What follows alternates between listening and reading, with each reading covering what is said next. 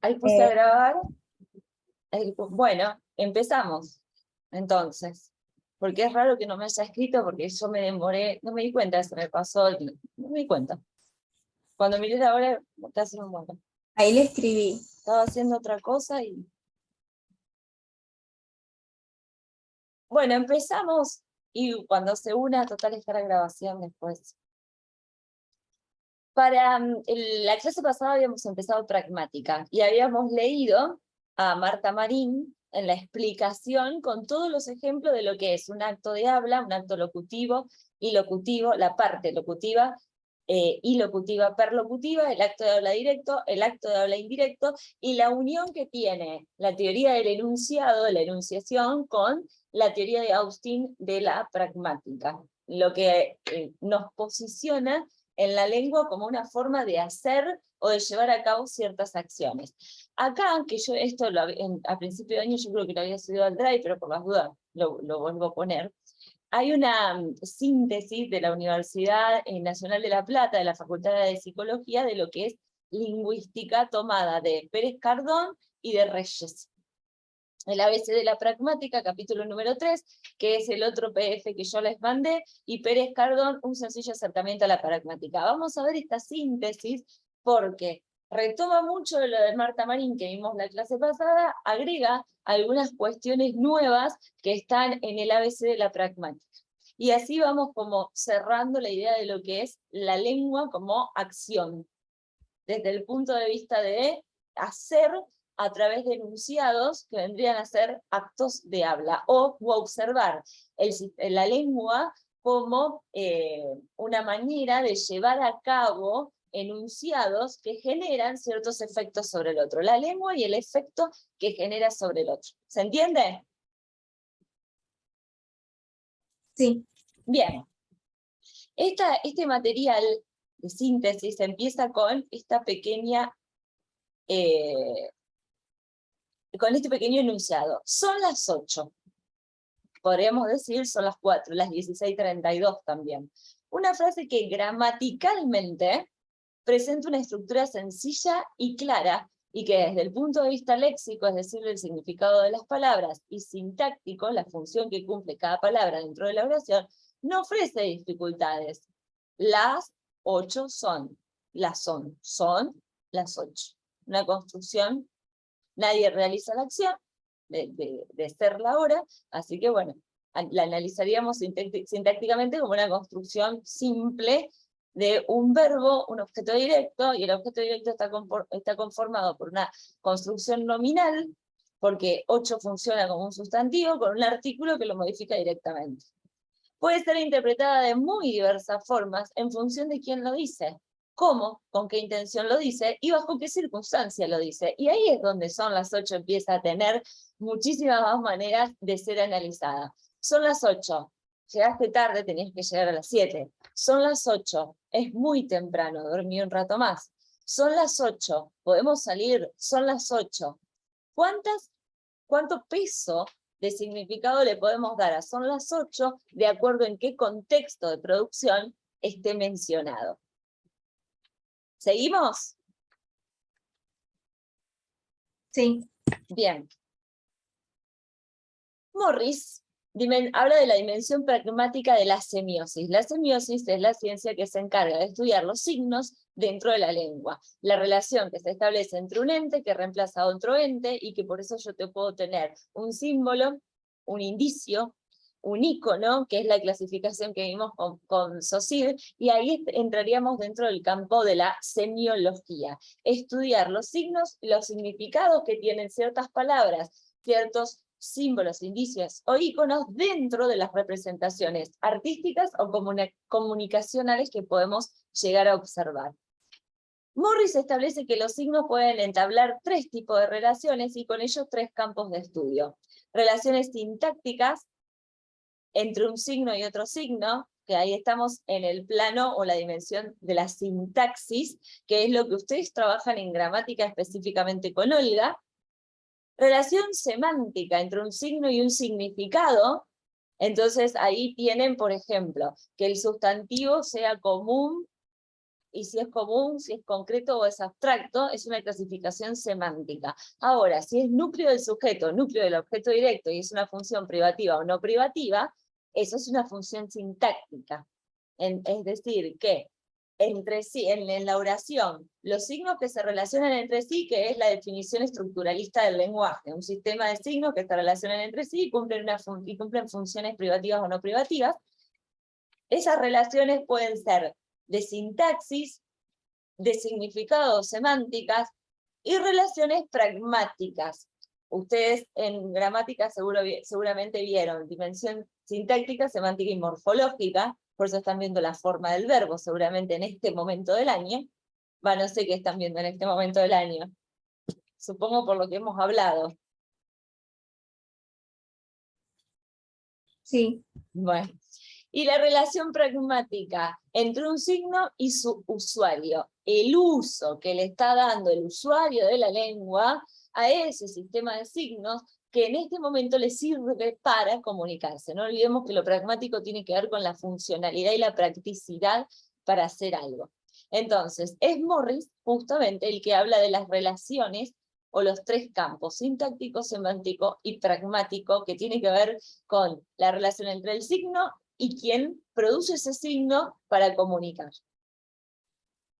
Enunciado, teoría de la enunciación, oración, estructuralismo. Unidad de análisis de la pragmática, el enunciado, es decir, aquello que se dice en el momento en que se está diciendo que dentro de un contexto se transforma en discurso o en texto. La oración es la unidad de análisis del estructuralismo. El estructuralismo va a observar las oraciones aisladas de su contexto. Por ejemplo, un párrafo se compone de 5 oraciones. El estructuralismo va a observar la función que cumplen los signos lingüísticos, las palabras, dentro de cada una de las oraciones que conforman ese párrafo. En cambio, la teoría de la enunciación va a estudiar el enunciado completo como discurso y la unidad de análisis va a ser el enunciado, no la oración. Enunciado es una oración en contexto, es decir, en el momento y en el lugar en el que yo lo estoy pronunciando. Y ahí es donde adquiere el peso del significado. El contexto de situación hace que el enunciado posea una variedad de propiedades que están más allá de las propiedades de la oración. Son las 8. Sí, o sea, vamos a analizar sintácticamente, son las 8. Marcamos un verbo, marcamos un modificador para ese verbo, y ese modificador es una construcción nominal conformada por un artículo y un sustantivo. Listo. Terminó el análisis, pero el peso son las 8, si son las 8 de la mañana, las 8 de la noche, no le importa el estructuralismo, porque está observando las funciones que cumplen las palabras. Sí le importa a la pragmática cuando toma ese enunciado para ver qué significado y qué peso tiene dentro del contexto. Por ejemplo, hacer un análisis sintáctico de una obra literaria, estaríamos observando cómo están construidas las oraciones dentro de un discurso poético, cómo están construidas las oraciones dentro de una obra de teatro, cómo están construidas las oraciones en una prosa poética. Pero si lo observamos desde el punto de vista del enunciado, de la obra como un enunciado en un contexto, vamos a estar observando no solo el texto, sino todo el movimiento literario y el momento histórico en que esa obra se produce. Así la estudian ustedes, en relación a su contexto y al momento histórico en que han pronunciado, que es más o menos hacer el análisis, hacer historia de la literatura, literatura comparada, observar ese enunciado en relación a otros. Bueno, la unidad de análisis de la gramática es la oración. Oración, unidad sintáctica en la que se unen representaciones fonéticas y semánticas, es decir, el sonido, el significado conformado en una palabra, porque esta es la definición del signo lingüístico. Un concepto más una idea, una representación sonora más una representación mental. Su contenido semántico depende de su estructura, si el sustantivo es común, concreto o abstracto, según cómo está utilizado dentro de esta oración, y no de sus posibles usos. ¿Se entiende la diferencia? O yo por ahí lo digo muy rápido porque es lenguaje cotidiano. Sí. pero ¿se entiende la diferencia entre el estructuralismo y la teoría de la enunciación de la mano de la pragmática? Mm, ¿Sí? ¿Segura? eh, Porque es tu más o momento. menos. Ah, bueno, porque es tu momento para poder identificar desde qué punto de vista cursaste gramática o lengua con Olga todo el año. Todo el año cursaste la materia de gramática, se llama gramática, antes se llamaba lengua, Sí, bueno, gramática. gramática, desde el punto de vista del estructuralismo. Lo que ustedes vieron todo el año es el funcionamiento de cada una de las palabras, las 9 palabras, como en combinación, para conformar oraciones que después formarán textos. Pero nunca, nunca pasaron del contenido semántico, de la estructura de esa oración. Es verdad, porque ayer nos dio para hacer el último práctico y ya el tema es oraciones. Claro.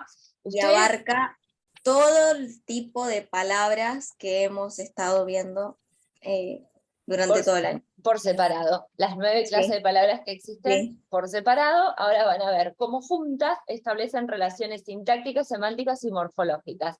Eso es estructuralismo. Eso es la teoría estructuralista de Saussure, que observa como unidad de análisis la oración. Las otras perspectivas, la enunciación, la Benveniste, Jacobson, Holiday, Orecchioni, Morris, que estamos viendo ahora, Austin, ya observan la unidad de análisis del enunciado como construcción de significado en un contexto determinado. La primera teoría de que ustedes van a ver es la teoría de la oración. Después, en las gramáticas que continúan, van a empezar a ver cómo de la teoría de la oración se pasa a la gramática de la oración se pasa a la gramática del texto, como una forma de superar la oración aislada y empezar a pensarla en la construcción textual. Pero también el texto se analiza aislado de su contexto. Entonces van a ver, por ejemplo, el texto y los paratextos, el título, la foto, el epígrafe, todo lo que conforma el texto, pero no el peso de ese texto dentro de su contexto. En cambio, las teorías modernas de la comunicación, y que hay muchísimas más, porque esto es introducción a los estudios del lenguaje, imagínense que tendríamos que hablar de teoría de la comunicación 1, 2 y 3, las teorías modernas ya observan todo el peso del significado de la construcción, tanto artística, visual, literaria, en cuanto a un contexto y una lectura de significado y de entre líneas. Pero en lengua gramática con Olga ustedes trabajaron esta dimensión, nada más la de la oración. A lo largo de toda la carrera, ustedes se van a ir apropiando de todas las demás dimensiones para el análisis de los discursos. Si no, sería muy limitado el conocimiento, excesivamente limitado. Enseñar lengua no es enseñar simplemente, ay, se me activó una mente, no es enseñar oraciones solamente, o palabras, funciones de las palabras y funciones dentro de la oración. ¿Seguimos? Sí. Bien. Austin, teoría de la pragmática, 1962, ¿cómo hacer cosas con palabras? El lenguaje no es siempre de carácter descriptivo, o sea que yo no solamente describo lo que veo, la situación o lo que vivo, sino que también hago. También puede ser utilizado para hacer cosas. Y ahí tenemos los enunciados declarativos y constatativos, que lo leímos en la clase pasada y que está en el final, poder determinar si el cuento es un enunciado declarativo o constatativo, verdaderos o falsos. Por ejemplo, hoy es lunes, la Tierra es redonda. Hoy es viernes, podríamos decir que es falso, si analizamos este hoy en forma deíctica, es decir, hacia afuera en relación al contexto. Nosotros sabemos, compartimos hoy, que estamos viviendo el viernes. Por lo tanto, si analizáramos ese hoy es lunes como un enunciado en este momento, diríamos que es falso. Ahora, si nosotros estuviéramos en un texto como el de Ana Frank, donde estaría la fecha, ¿hoy qué día es? 28. 24 de octubre, hoy es lunes, el enunciado sería verdadero, porque ese hoy que remite a la fecha hace referencia a ese lunes. Bueno, la Tierra es redonda ya. Sí. Enunciados performativos. Afortunados, Austin los clasifica como afortunados o desafortunados. Te prometo que no volverá a pasar. Ojalá mañana no venga. Sí, quiero. Son enunciados que tienen otro peso, como hoy es lunes falso o la Tierra es redonda verdadero. Sino, te prometo que no volverá a pasar. Depende de una relación de confianza, en el que puede suceder como no. Ojalá mañana no venga, pero también puede venir. Sí, quiero. El peso de la afirmación no es ni verdadero ni falso. ¿Se entiende la diferencia? Sí quiero, Sí. no es verdadero ni falso, No es es. una aserción personal que tiene que ver con qué. ¿Qué querés? ¿Qué te pregunté? ¿Se va captando? Sí. Bien.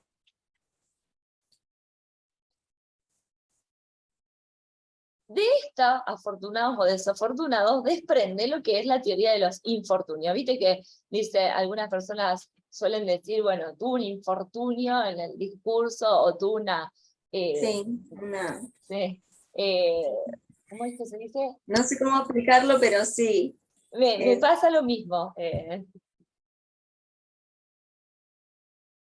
Cuando dice algo inconscientemente, o que decimos lo tradicional inconsciente, pero tiene un nombre. No me acuerdo. Sí. No me acuerdo. Bueno, a los enunciados performativos, aquellos que realizan acciones con las palabras, se les asignan condiciones de felicidad. No están en relación a la verdad, sino a una insatisfacción.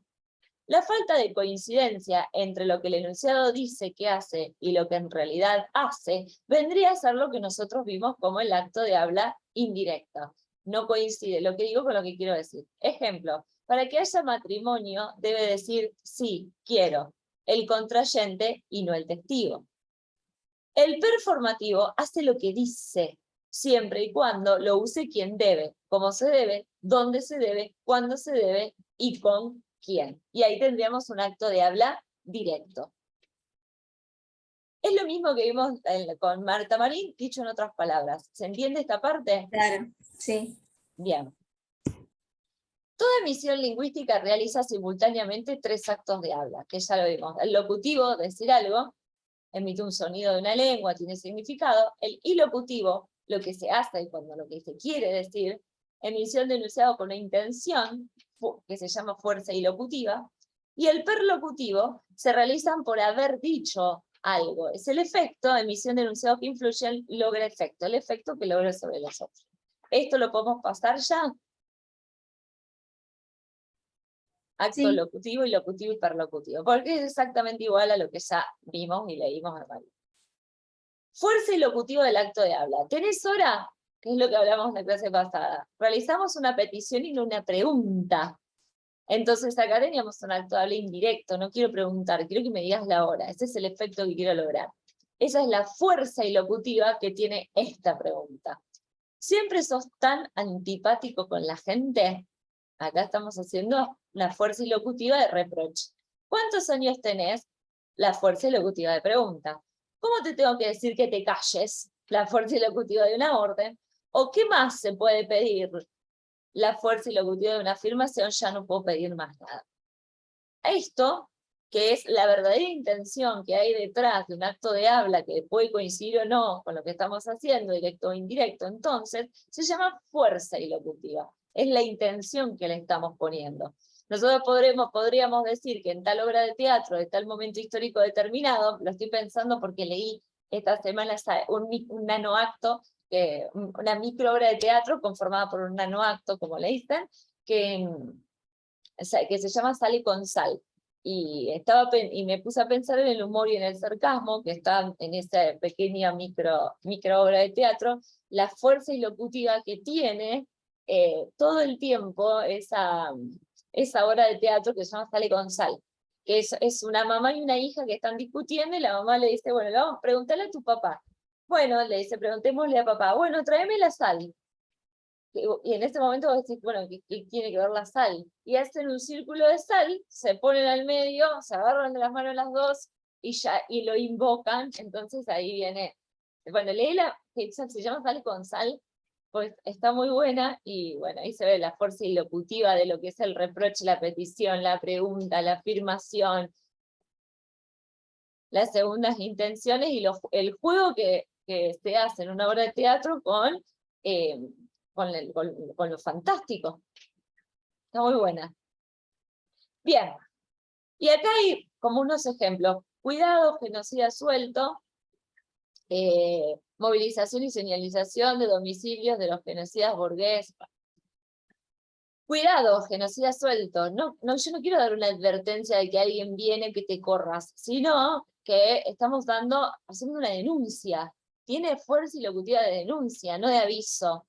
Alerta, vecino al lado de su casa, trabaja un asesino. No estoy informando. La fuerza ilocutiva que tiene esto es la de lo que hoy diríamos nosotros un escrache. ¿Se entiende? Claro, sí. No es una información, alerta vecino, como por ejemplo, alerta por fuertes vientos. Sí, claramente es una información. Alerta vecino, al lado de su casa trabaja un asesino, tiene una fuerza ilocutiva de denuncia.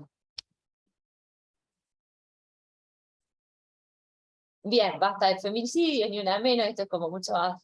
Esto en ningún momento en esta parte quiere decir, o sea, que está diciendo, bueno, basta de matar, hasta acá llegamos. No, tiene fuerza ilocutiva de reclamo.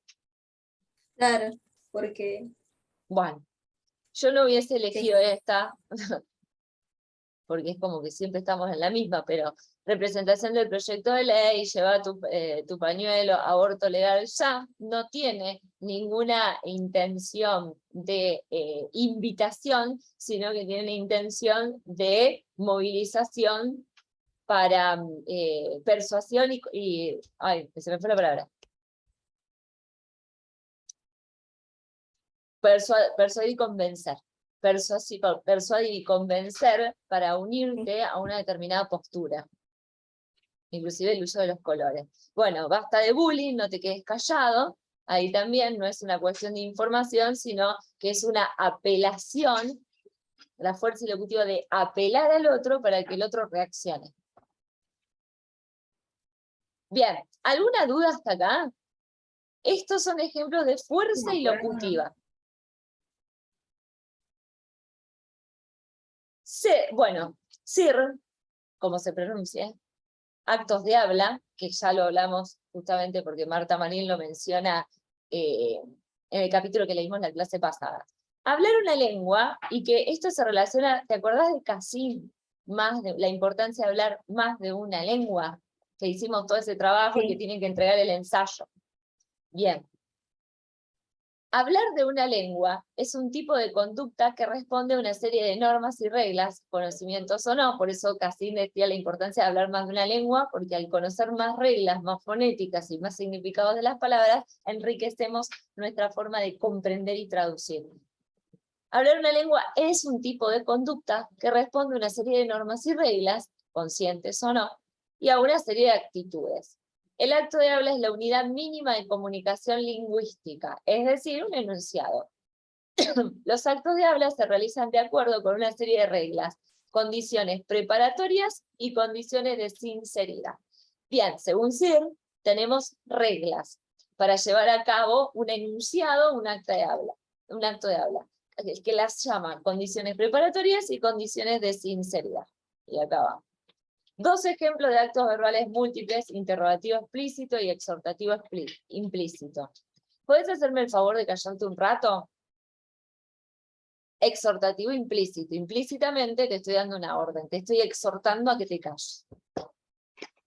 No se cumple la condición de sinceridad, porque si no te diría, por favor, cállate la boca, del acto interrogativo, porque no estoy preguntando, sino que estoy exhortando implícitamente. Vuelvo a repetir, es lo mismo dicho en otras palabras. Lo que quiero decir, el acto locutivo no coincide con el acto ilocutivo, que es la intención.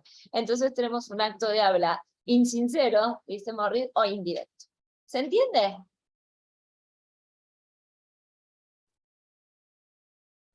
Sí. Nosotros lo podríamos llamar acto de habla indirecto o, según Sir, acto de habla insincero. ¿Podés indicarme ahora cómo ir a lo de Pablo? Este sí cumple las condiciones de sinceridad, porque yo estoy preguntando exactamente lo mismo que digo. Quiero saber eso. La sinceridad correspondiente a los actos interrogativos requiere que el emisor espere una respuesta por parte del oyente. Y a los actos exhortativos, que el oyente cumpla al menos tenga la capacidad de cumplir lo mandado por el emisor. Es el efecto que yo quiero lograr. Los actos de habla se pueden considerar asertivos, directivos, compromisivos, expresivos, según Sir, declarativos. Asertivos, nos dicen cómo son las cosas, afirmar, enunciar, insistir. María viene mañana. Directivos, nos dan órdenes, pedir, prohibir, exigir, ordenar. No te olvides de juntar la ropa antes de irte. Esto es un acto de habla directivo, te estoy dando una directiva, justamente. Compromisivos, nos comprometen, jurar, ofrecer, prometer. Te prometo que el lunes arranco. Expresivos, expresan sentimientos y actitudes, pedir perdón, agradecer, felicitar, quejarse, discúlpame, por favor. Un acto de habla expresivo. Un acto de habla declarativo son aquellos cuyas palabras producen cambios. Yo te perdono tus pecados. Eso es un acto de habla declarativo. ¿Se entiende esta clasificación? Tiene que ver con las intenciones. Si tengo la intención de afirmar, de enunciar, de insistir, de pedir, de exigir, de expresar, de quejarme, de felicitar, bueno, depende de la intención que yo tenga, voy a tener diferentes tipos de acto de habla, claramente. El declarativo era como el que hablábamos, el que nombrábamos yo los declaro marido y mujer. Exacto, así. O te felicito, te bautizo, esos son los declarativos. Claro. Los que se producen cambios en el momento mismo en que los digo. Bueno, acá tenemos algunos. Actos de habla indirectos. El hablante utiliza el lenguaje indirecto de forma habitual.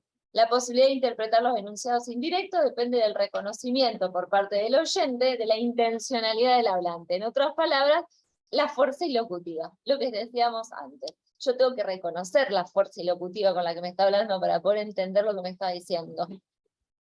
Superposición de dos actos, uno literal y otro no. El oyente interpreta el verdadero acto de habla gracias al conocimiento del contexto, a conocer a la persona que está hablando, a saber cuál es la situación comunicativa. Si no, no lo podría entender. Yo, si leo son las 8, no puedo hacer un análisis de la fuerza ilocutiva de la expresión, porque no sé quién es el emisor y en qué contexto lo dijo. Simplemente puedo ver la construcción. Pero conocí decir, por ejemplo, el profesor que comienza su cátedra a las 7:40 y un alumno le abre la puerta a las 8 y le dice, son las 8, claramente le está diciendo, la clase empieza a las 7:40, llegaste 40 minutos tarde, son las 8 de la mañana, le está diciendo muchas otras cosas. Para que eso suceda, tenemos que conocer entonces la fuerza ilocutiva y el contexto de producción. Volvemos a repetir lo mismo, por eso yo te decía que este material era sintetizar lo que ya habíamos trabajado. Acá, seguimos. Acto de habla, continuamos. Los actos de habla indirectos son aquellos en los que el hablante quiere decir algo distinto o algo más de lo que realmente expresa en el contenido proposicional. Manuel, me dijo tu madre que no te vas en física. Ah, sí, me saqué lo que necesitaba. ¿Y ahora qué te queda? Lengua, necesito un 8. Ah, bueno, no es para tanto. Si te pones a estudiar desde hoy, no salís el fin de semana y no jugás con la PlayStation, podés levantar, ¿no? Bueno, acá en esta conversación tenemos algunos actos de habla indirectos que, por supuesto, para poder ponerlos como ejemplo, hay que poner la conversación entera, para que se entiendan. No la podemos sacar, no podemos sacar la oración sola. ¿Qué es lo que hace el estructuralismo? Saca la oración sola y por eso no se enfoca en la fuerza ilocutiva, porque no puede enfocarse allí. porque le faltan los componentes del circuito de la comunicación para poder hacer ese foco. Por eso hace el foco en palabra por palabra, función por función, y relaciones sintácticas, semánticas y morfológicas. No puedo hacer foco en otra cosa, porque no lo tiene. ¿Se va entendiendo? Sí, esto sí. Bien. Bueno, claramente, si querés algún ejemplo de actos de habla indirectos más claros que Mafalda, no hay. Totalmente. Y todo lo que sea historieta. El humor y el sarcasmo se construyen directamente a través del uso de los actos de habla indirectos. Claramente. Bueno, yo acá no lo alcanzo a manifestar. A ver si lo agrando un poco. Ahí está. Ahí ya se ve. Hola, qué chiquitita Sí, sos. ¿Cómo te llamas? La amiguita de Mafalda. Libertad. La mira, la vuelve a mirar. Yo no lo leo. Ahí va. ¿Sacaste ya tu conclusión estúpida?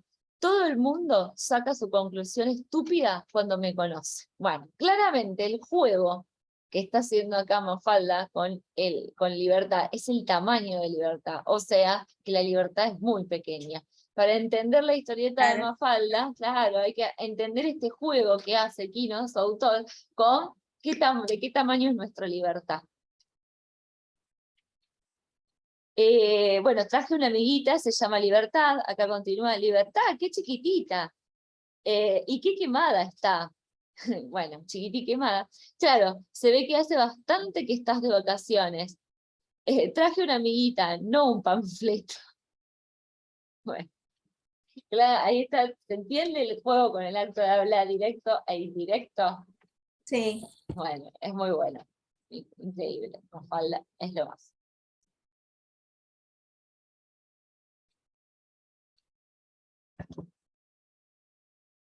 Mirá, fíjate este. En mayo somos todos iguales, jefe. Sí, pero yo la uso en el mes de enero, López. ¿Qué quiere decir? ¿Cómo puedes interpretar este juego de actos, este acto de habla entre López y jefe? Sí, como que el jefe está al pedo todo el tiempo, por eso usa la malla. No, fíjate lo que dice. En mayo somos todos iguales, jefe. Claramente, vos no podrías ver quién es quién acá, si lo vemos en maya. Sí, pero yo la uso en el mes de enero, López. ¿El resto de los meses son iguales? No, No, en el resto de los meses, este es el jefe y este es López. claro. Porque no están en maya. Entonces, no somos iguales, le está diciendo claramente el jefe a López. En enero, yo la uso en enero nada más. O sea que te quede claro que no somos iguales. Bien, Santiago Maldonado, ¿lo mató un mapuche? Bueno, claramente la pregunta no apunta a que le digan sí o no, sino que apunta a ir mucho más allá y más profundo en una problemática que no solo tiene que ver con una muerte sin resolución, sino con un conflicto mucho más profundo. Pero esto aparece todo el tiempo en los medios de comunicación, en los noticieros, este tipo de insinuaciones indirectas dentro de los enunciados.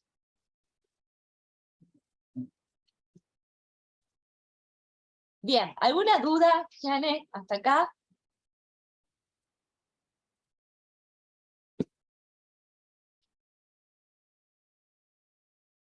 No.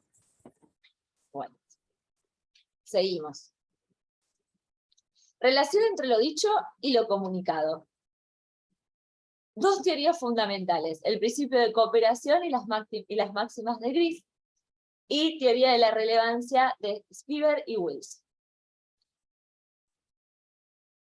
Acá sí agregamos información que no habíamos trabajado en la clase pasada. Lo dicho y lo comunicado.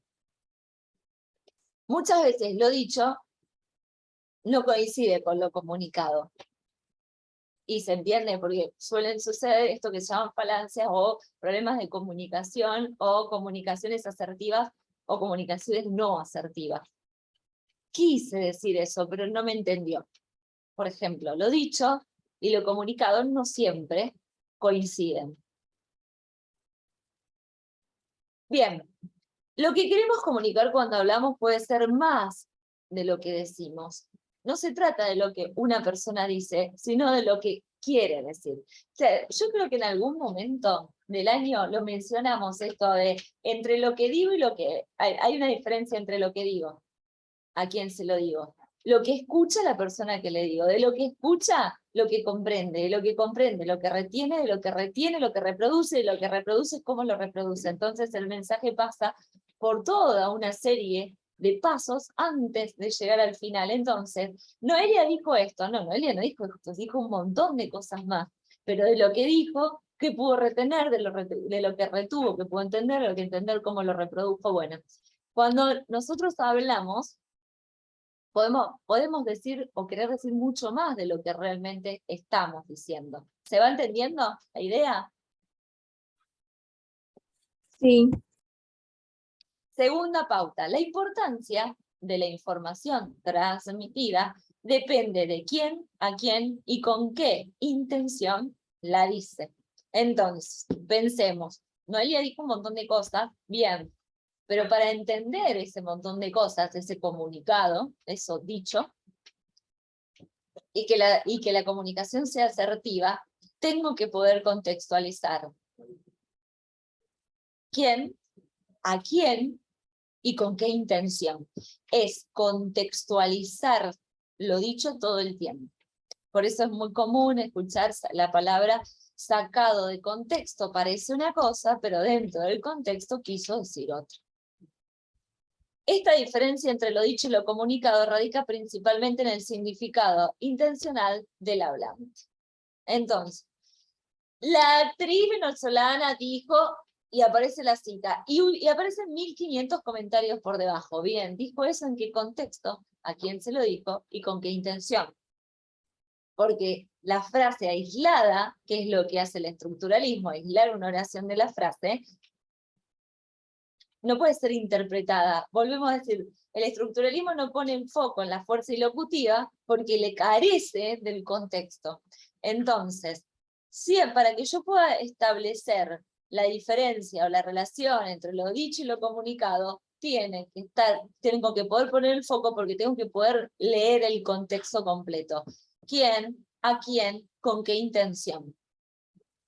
Sí, uno de los problemas actuales de la lengua es justamente esto. Las redes sociales de comunicación ponen la foto de la persona y al lado dijo 2 puntos y la frase polémica. La frase siempre va a ser polémica, expuesta fuera del contexto del discurso. ¿Me explico? Sí.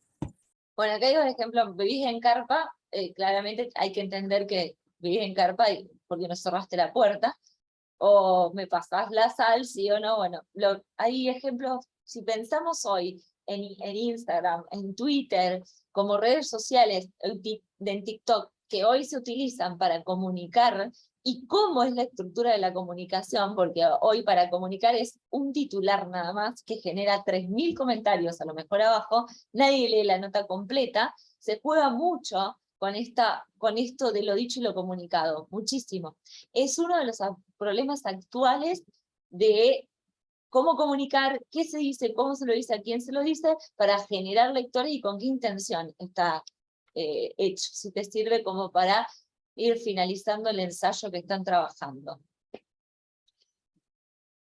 Vuelvo entonces acá que empezaba. Actos de habla indirecto. ¿Alguna duda?